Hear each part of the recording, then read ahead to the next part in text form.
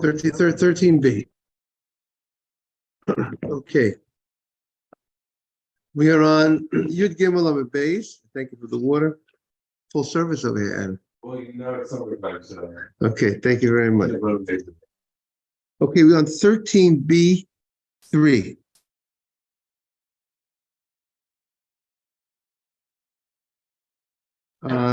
Just going to bring everybody up to date what the issue here of the Gemara was talking about. The Gemara brought up the following question.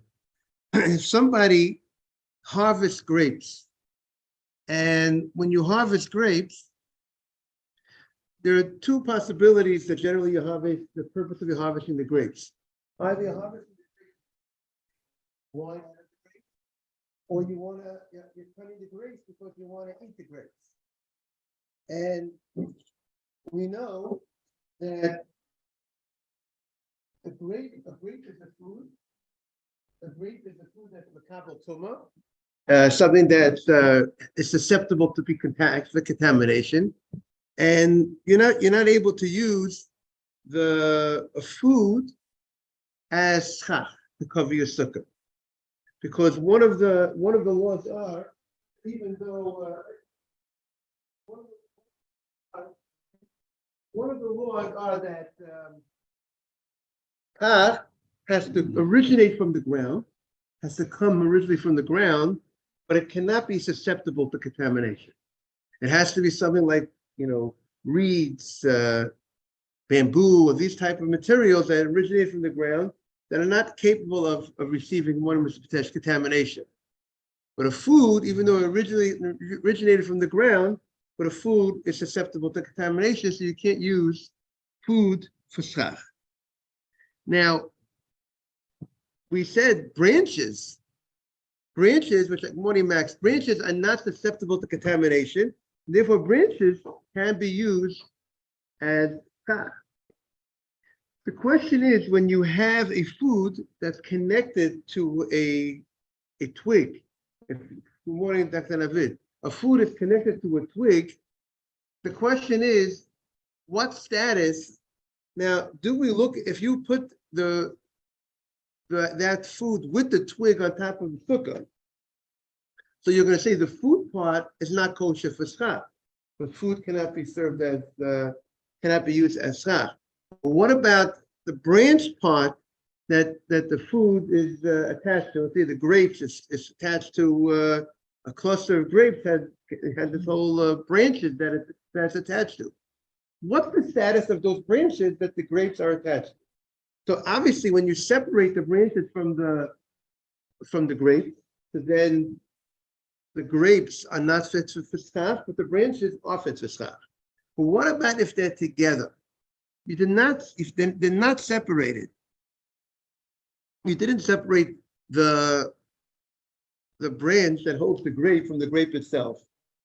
So the question is, does that branch have a status of the food itself? So the obvious question is, why should that branch that's holding the grape have a status of the food itself? And if it would have a status of the food itself, then that would not be able to be kosher for schach, right? That is the so now. So again, what's the question on the table? Does the branch that's attached to the grape have a status of the grape itself? Now, what would that depend on? That would depend on, are you interested in that branch to be connected to the grape, or really you don't want the branch to be connected to the grape? So the Gemara stated, if you cut the grape, if you harvested the grapes for the purpose of pressing the grapes, you wanted not to eat the grapes, you wanted to press the grapes, so then the branch that it's attached to does not have a status of the food that it's attached to. Yes. No, it's separated from the tree, because anything that's attached to a tree is not kosher for schach. Only a branch that's attached to a tree is not kosher for schach, has to be cut off from the tree.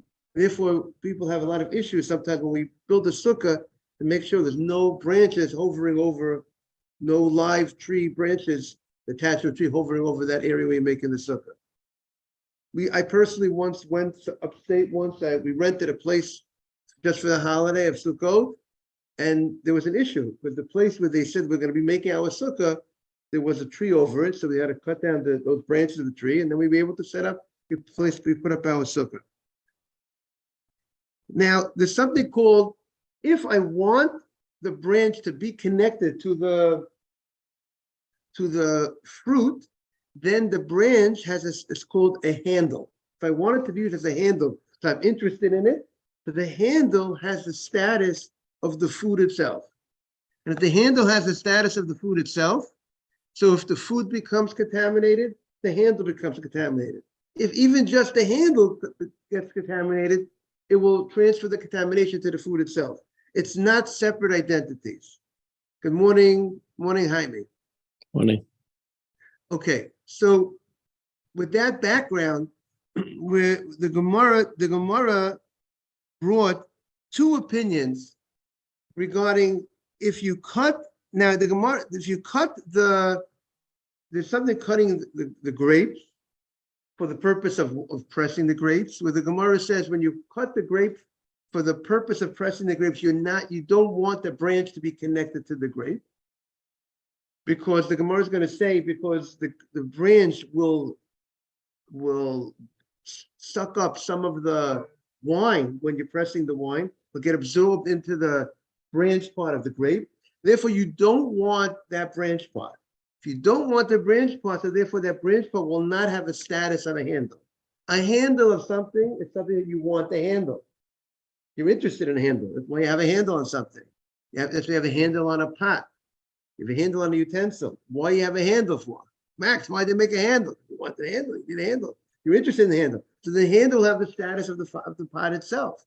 So even if the pot itself doesn't get contaminated directly, but the handle gets contaminated, only the item that was contaminated touched the handle, that will bring contamination to the whole pot. But the handle, the handle is needed as part of a pot or as part of a food, it becomes like one entity. But if you don't want it to be there, then we said if the handle is not needed, then that's our discussion here. So the Gemara says, if you go ahead and you cut the grapes for the purpose of pressing the grapes, then you do not want the handle. You don't want the branch on the grape. Therefore, it will not have a status of the handle. Now, if it doesn't have a status of the handle, so then it could be, you could go ahead and use that branch part that's connected to the grape. That part would be kosher for schach, for covering a sukkah. And then the Gemara says, of a coat said, the Gemara says, now, according to this first opinion, the Gemara says that he's very specific about cutting the grapes, that the branch, the twig that's connected, the branch that's connected to the grape is not a handle. What would he hold if you would cut grain with the stalk, with the stem that's connected to the grain? Would that be considered a handle? So the Gemara says that opinion would hold it would be considered a handle. And the Gemara is going to explain it in a moment.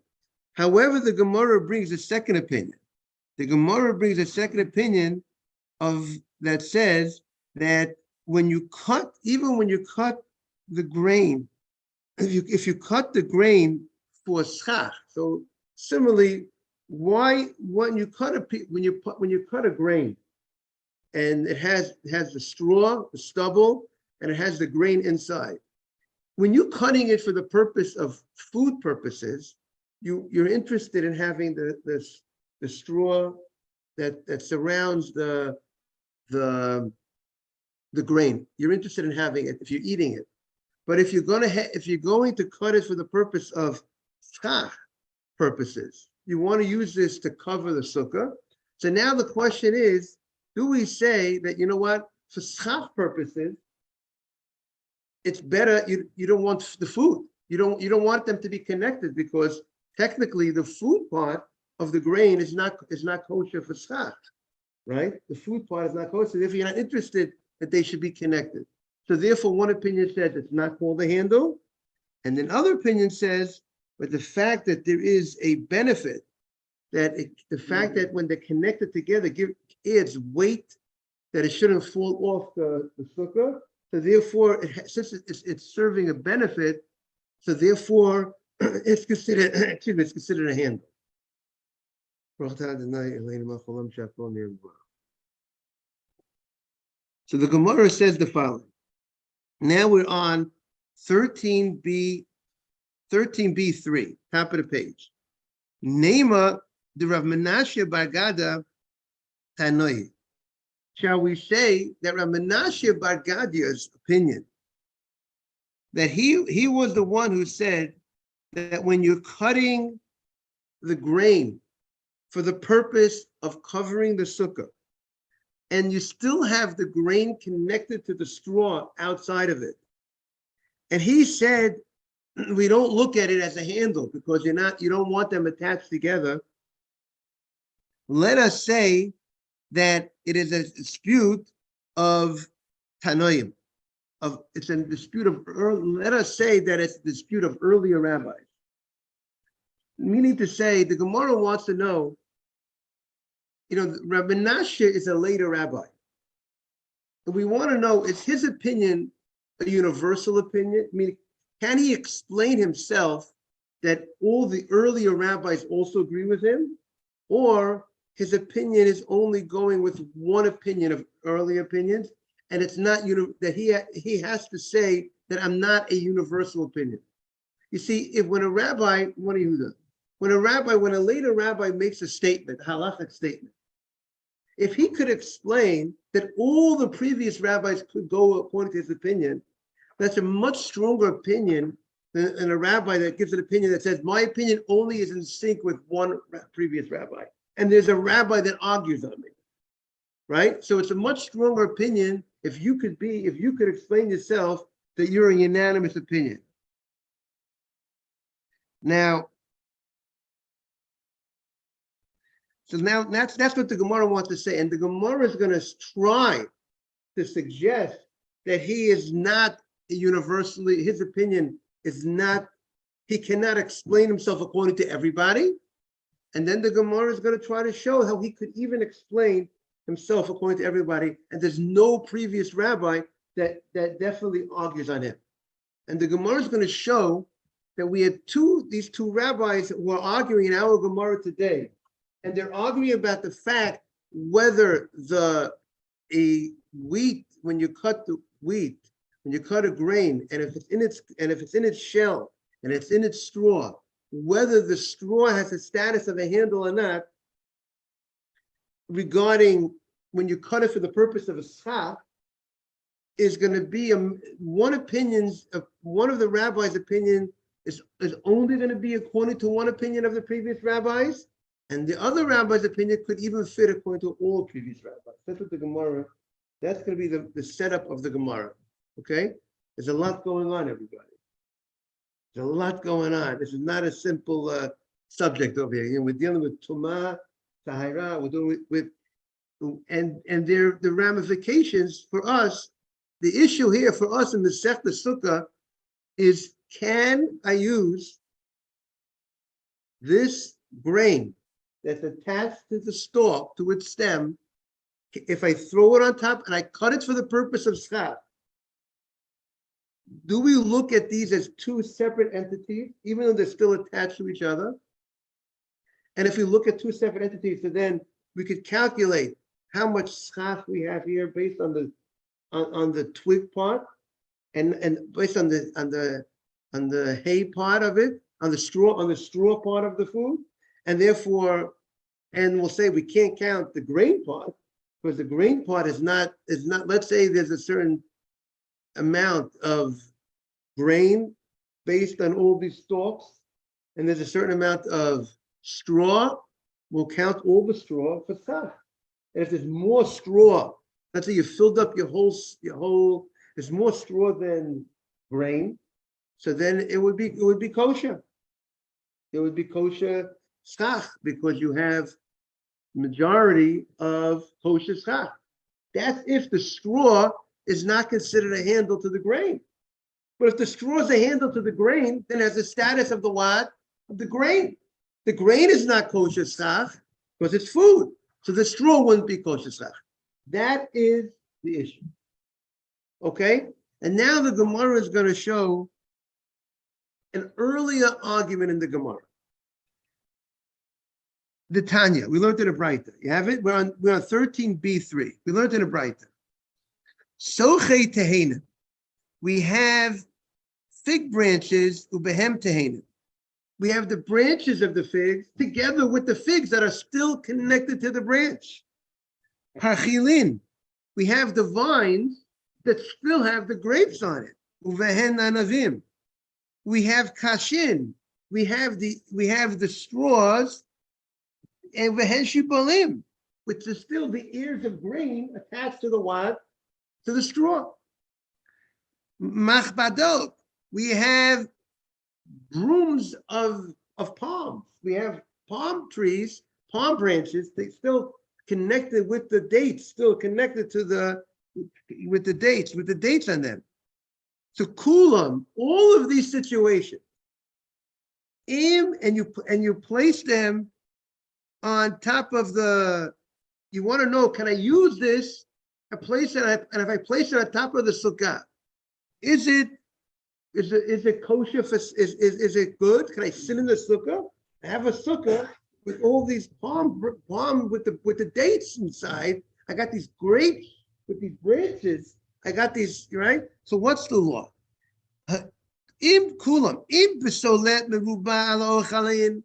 If there's more waste product, the twig part, the straw part is more than the palm part, is more than the food, then keshera.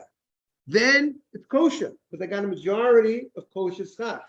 The imlav, but if it's not a majority of the waste product, remember, it's the waste product that is the kosher product for schach. It's the waste product of the granaries, right? The stuff that's left over, right? The twigs, the branches. So if the besolet is more, then it's kosher. Imlav, if not, then psula, then it's not kosher. Acherim omrim. Now we have a dissenting opinion in the Braita. What the dissenting opinion says? Ad sheyu kashin mirubin.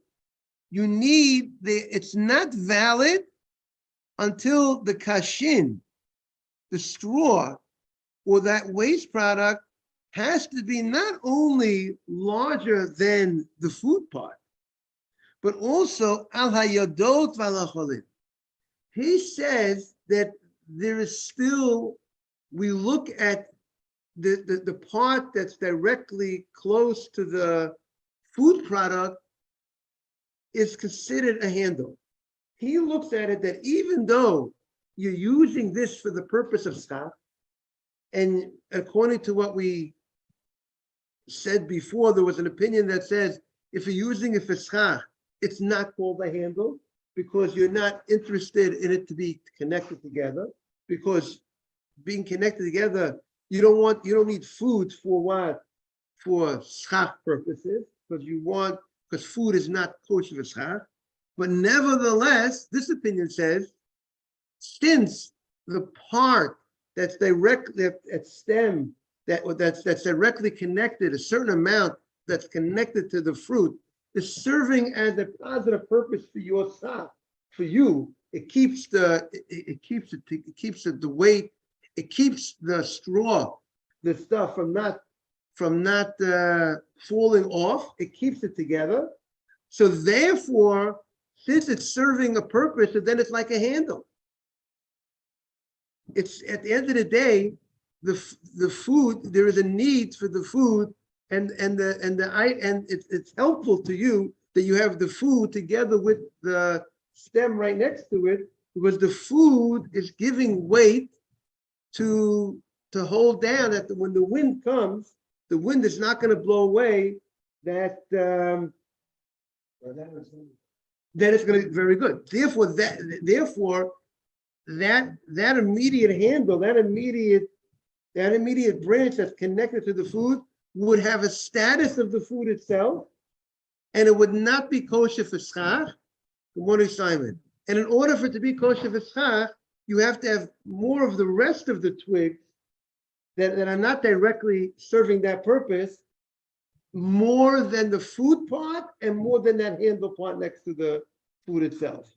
So therefore, we have an opinion on record, which seems to indicate that there is still a handle on this, even though, and therefore there would be an handle, and therefore would have the status of the food.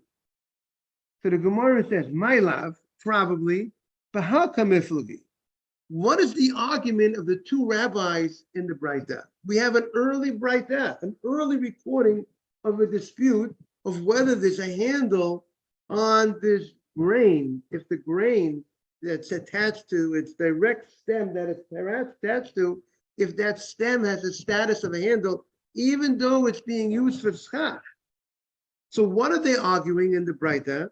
My love, most probably they're arguing, Masava Yeshlem Yodo, or Masava Elam Yodo. One opinion says that the stem that's directly connected to the food is still considered a handle, even though it's being used for schach, because at the end of the day, it's supporting it. It has a purpose by being connected together, and therefore the fact that it's serving a purpose, so then they are considered connected.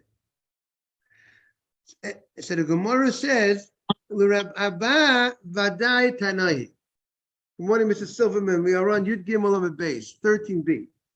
Rab Abba would hold that his opinion, but Rab Abba went on record.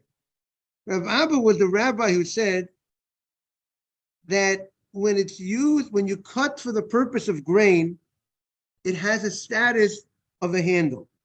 Rab Abba's opinion is not universal, because the first opinion in the Braita clearly states that it's not a handle. The first opinion in the Braita says that we look at the food and the stalk and the twig that's connected to as two different entities. We don't look at it as the twig. When you cut it for the purpose of schach, we don't look at it as a handle. So, he held we do look at it as a handle. So the Gemara says he has to hold like the second opinion, like Acherim, that says that it's a handle, but he's not in agreement with the first opinion. So the Gemara says his opinion is definitely a matter of dispute of early rabbis. But the Gemara says, Rav Menashe, do we have to say, according to Rav Menashe, Lema Tanoi, are we also going to say that Rav Menashe's opinion is a machloket of earlier rabbis? Because Rav Menashe said that it does not have a status of a handle, and we found that the Acherim, the second opinion in the Braita, says that there is a handle, even though you cut it for the purpose of what? Of schach. It still has it's still considered a handle. So the Gemara says, Omra Lacha Rav Menashe. Rav Menashe the Gemara is gonna say, Rav Menashe, it's like you put somebody in a corner, you challenge him with a question, you say, look, your opinion doesn't seem to be universal. And you know what? He could tell you, I could explain myself. I could explain myself, one Avraham. I could explain myself that my opinion is universal. That there is no early rabbi that disagrees with me. I'm a rabbi I'm the new rabbi, meaning I'm a rabbi of the later generations. And I can show you, I could explain that early dispute that they could all go like my opinion. How is he going to do that? So the Gemara says, the kuli alma savri hakos l'schach elo yodo. Everybody holds like me.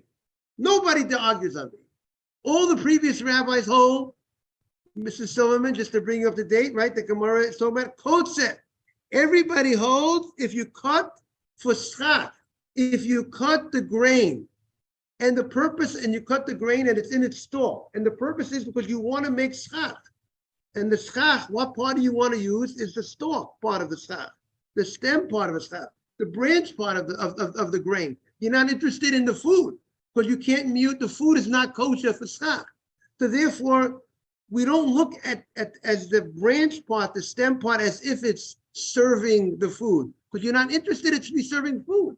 because you don't want the stalk part to be together with the grain. It happens to be you didn't separate it. You were a little lazy, let's say. You didn't separate. You don't want to start getting busy cutting open and separating the food part from the. If you would have done that, there's no question. You got rid of the food part, right? That's in it, and you put the branch, you put the straw part. So that's 100% kosher. But what you did was you cut it for schach, you left the grain part inside the straw, and now you want to know, Rabbi, is it kosher? So he says, since you intended not to have it for food purposes, you intended it for what? For schach. So you're not really interested in having the food connected to the straw. So it's as if so therefore we don't look at it that the straw is serving as a handle to the food. You're not interested that the straw should be together with the food. When you have something as a handle, because I want it there to serve the other thing. I want it to be together with the other thing. I'm not interested in it to be here together. So therefore he says, everybody holds it's not a yad. It's not considered a handle. If that's the case, so why is there opinion, Acherim? Why is there an opinion in the Braita that says, in the early rabbis that says, that it does have a status of a handle? The Gemara says, as Mr. Haber likes to say a lot, the case is different, the law could be different. So therefore, if we could accept, we have a lawyer in the room also here, that if the case is different, he suggests, the early rabbis are not talking about the case that we were talking about. If you're talking about a simple case, that you cut the grain and it still has the food in part, and you cut it for the purpose of schach, and you threw it on your sukkah, it's not considered a handle. But you know what the case is talking about? First, you went ahead and you cut it for food purposes. And at that moment, when you cut it for food purposes, then it is a handle. Then you want it to be connected. You want the straw to be connected to the food. It's your intentions. We've seen a lot in the Gemara, how your intentions play the role. So you really wanted it for food purposes. Now, once you wanted it for food purposes, then it's a handle. Once it's a handle, it's susceptible to contamination because the handle has the status of the food itself. A handle has the status of the utensil itself. So therefore, it's susceptible to contamination. So if it's susceptible to contamination, if you would stop right there, and you want to say, yeah, I want to use then you would say, can I use this for schach? No, because but at this point, it's not kosher for schach. Something that's a food or something that's connected to a food to serve the food, I can't use it as schach. But you know what? I changed my mind. I decided I want to go ahead and use it now for schach. So now that once it had a status of a handle, now that I want to use it for schach and put it on top of the sukkah, does it lose the status of a handle? Because my intention now is no longer for them to be together. So if it loses the status of a handle, then that part will no longer be susceptible to contamination, and that part will therefore be able to be used for schach. As long as it's together and used for food purposes, the handle is like the food. If the handle gets touched by something that will contaminate, it will also be a conduit to bring the contamination to the food. If the handle is not considered a handle, if we don't look at the handle, then if that thing gets touched, that twig gets touched, it does not bring the contamination to the other part, to the food that it's attached to, because it's not able to receive contamination if it's not a handle. But it's a twig, it doesn't receive contamination. So, now it's a new dimension. That's the new story. The new thing, new fact on the table. Rabbi. Hold on one second, Mr. Silver. Now, right. I now want to tell you that. Now I changed. Now the change was for food. Now changing my mindset, is that enough to remove it from the status of a handle? Or do I have to do more than that? Or is it more required for me to do? Do I have to do an action an action, or is it just mindset?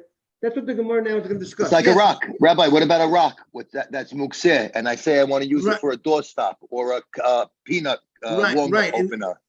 Now it became a keli. So once it becomes a keli, it becomes susceptible to tuma. Right. So the question here is how much, the question over there by the rock is how much you have to do? Is there something you have to do No, more you to have to make say machsheva. Only if you the say question is this mashava rock, enough over there or not? So here, that's the question. Is mashava enough to take it away from contamination? So let's see what the Gemara says. The Gemara says like this: Hachamay eskina, higon shekasasan. You have the Gemara. Amalach Manashi. We're on 13b3 on the right side. You got it? 13b3 on the right side. Amalach Manashi. Rav Menashe says, the Kuli Alma. Everybody agrees, like me. Hakos l'sachach in lo yodot. If you cut it for schach, it does not have a handle. For Hachamay eskina, but what's the case talking about over here? I cut it for what purpose? For eating. And then I changed my mind and said I want to use it for what? For schach. So the Gemara shoots back. If you cut it for eating purposes, so my time is the Rabbanan. Why does the Rabbanan hold that it's able to be used for schach? If it originally was cut for what? For eating purposes, therefore it was susceptible, it had a status of a handle, and if it has a status of a handle, the handle has a status of the what? Of the food, if it's a handle, and therefore it's susceptible to contamination. If it's susceptible to contamination, it's not kosher for what? For schach. So how could the Rabbanan say that we look at this, as long as there's more waste product than food product, it's good? If it's a handle, the handle has the status of the food and it's not kosher for schach. That's the Gemara's question. So the Gemara says, what do you mean, Rabbi? You changed your mind. You had a mind now that you're using it for what? For schach. So maybe now, because I changed my mind, that's why it's no longer a handle. So the Gemara is going to shoot back, hey, changing your mind is not enough. You're going to do an action. That's the setup of the Gemara. You hear the beauty of the Gemara? Question, answer, answer. Look at the Gemara. Look at the bottom of 13b3. Ikos lachila, my time Rabbanan. If you originally cut it for the purpose of food purposes, why should the Rabbanan say that you could use it for schach, the waste product of the food? You cut it for the purpose of eating. So therefore, if you cut it for the purpose of eating, you want the stem to be able to hold on to hold it. It's easy for you. You're interested in the stem. You're interested in the thing that you want it to be a handle. So at that moment, it should be susceptible to what? The contamination. So how could you go ahead and use it for what? For schach. And if you're going to say, the Rabbanan hold, the reason why you use it for schach at a later time, because you even the nimlach alayim, the sichuch, since you had a mind now, you changed your mind. You want to use this for schach purposes. You don't want to use it for eating. As long as I want to use it for eating, it's a handle. And a handle is like the food. And therefore, it's susceptible to contamination. Therefore, it can't be used as schach. But now that I changed my mind, right, Max? I don't want to use it any longer as a handle. I want to use it as schach. So the fact that I had a different mindset, different intention. Now maybe I could go ahead and throw one on top of the sukkah, and I'm good. It's not a handle anymore. And I could just look, as long as I got more waste product than food product, I should be good. But you think that Rabbanan hold just that I have a different mindset, I changed my mind, it knocks out my original mindset for food purposes. How can tumah, as something that became contaminated, had an ability to receive contamination, because I had a mindset for food purposes? Can I knock out that mindset by just having a different mindset? Does a new mindset remove an earlier mindset in a way to say, of course, if a person's wicked, now he has a new mindset, he's going to be a tzaddik, yes, you can remove it. But the question here is this, like the Gemara says, if somebody says to a woman, marry me on the condition that I'm a tzaddik. And in the morning, he was at McDonald's. That morning, he was at McDonald's. He was eating a cheeseburger that morning. 10 minutes before he betrothed the woman. And he betrothed her on the condition that he's a tzaddik. So what do we say? The Gemara says, and she says, yeah, I'll marry you if you are a tzaddik. And he gives her, he says, Hari Amukadeshes Lee. Good morning, Aaron. We welcome Aaron. And he says, I'll marry you on the condition that I would see to him at tzaddik. So Aaron walks in. I'm marrying you on the condition that you're a tzaddik. And he goes, and she accepts. The Gemara says, even though he was a Rasha, the person was a wicked person this whole life. In the morning, he was at the McDonald's. But there's a concern. You have to be concerned. Maybe he had a total different mindset. Maybe he had thoughts of repentance in his heart. And when he gave her the ring, he had in mind, I'm not going to do those sins anymore. He's a different person. Now, we don't know. Maybe yes, maybe no. On the maybe no, so then the marriage is nothing because he's not a tzaddik, because there was a condition. But on the maybe yes, it's possible that he changed his mind, and maybe he really wants to, I'm starting fresh, like the Rabbeinu Yonah says, a person could throw away their past and start fresh, like a new baby that's born. So because it's possible that he had that new mindset, you have to be concerned. And now if this woman wants to marry someone else, she needs to get a divorce from this man, because there's a possibility that he is a tzaddik. It's a possibility that he now is a totally new person because he had a total different mindset. So we do find, the Minchas Chinuch talks about, but he still might need, of course he needs kapara, atonement for what he did, other things to make up, to be forgiven for all the things he did in the past. It's not enough just to say, he might have to do more than that. You know what I'm saying? He might have, has to do, maybe he has to do vidui. Where did he didn't say a full confession, whatever it was. But the bottom line is, a person could change by having a different mindset as a person. I'm not going to do that. I'm not going to do that. Versus a wicked person yesterday. That's the beracha of slach lanu avinu. We say how to say b'tshuva, Hashem accept our teshuvah, and then we go into slach lanu avinu. That has to do with chesed. We only made the teshuvah because Hashem gave us the chesed to make the teshuvah. Right. The machshava is from Hashem. Right, but here the Gemara wants to know. We said it works when it comes to repentance. You could you could become a different person, and now you're a righteous person. Rabbi. Now, right, but the question is that good enough to change the status of this straw that's connected to the food? Once it reached the status of ability to be a handle, it's a handle. You made it, and therefore it's susceptible to contamination. Having in mind that it's not a handle anymore might not be enough. I might need to do an action to show that it's not a handle.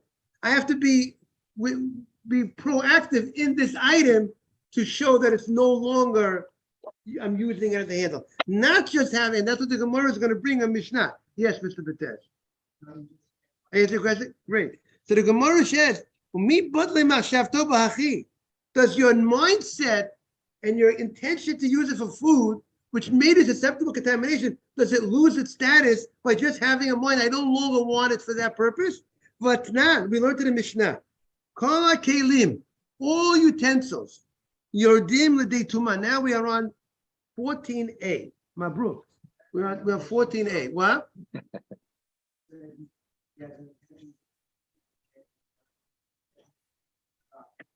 Now we get an example of the people see that they might be. Oh, so you're asking, Mr. Batesh is asking, should the rabbis make a zera to say that even if you're doing it for the right purpose now, but I think here everybody sees that you're doing it for schach. So it seems to be clear that you don't plan. Well, it looks like you don't plan on eating it anymore. The fact that you already put it on, unless people,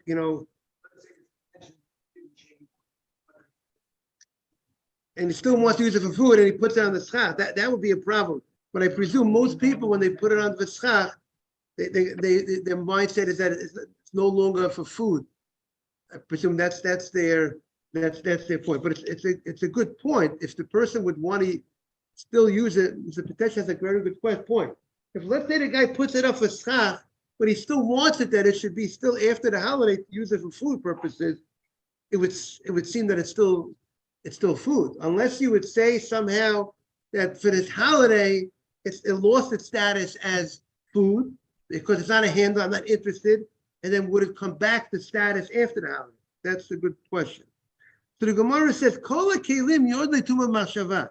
A utensil, when you manufacture, let's say you're making leather, there are different stages in the make. You can make a leather tabletop made out of leather, let's say, and then sometimes you could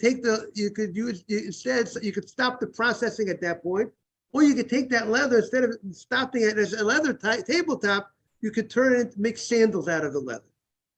So depending on your mindset, do you want to make sandals or you want to use it for a tabletop? If you want to use it for a tabletop, the moment it reached the level that it was finished for a tabletop, it's susceptible to contamination. But if your mindset was, I don't want to make it for a tabletop, therefore it's not considered completed. If the utensil is not completed, it's not yet ready to accept contamination. The utensil to accept contamination has to be at the end of the process, when the utensil is finished. So we see your mindset, based on your mindset, is when it will come down to contamination.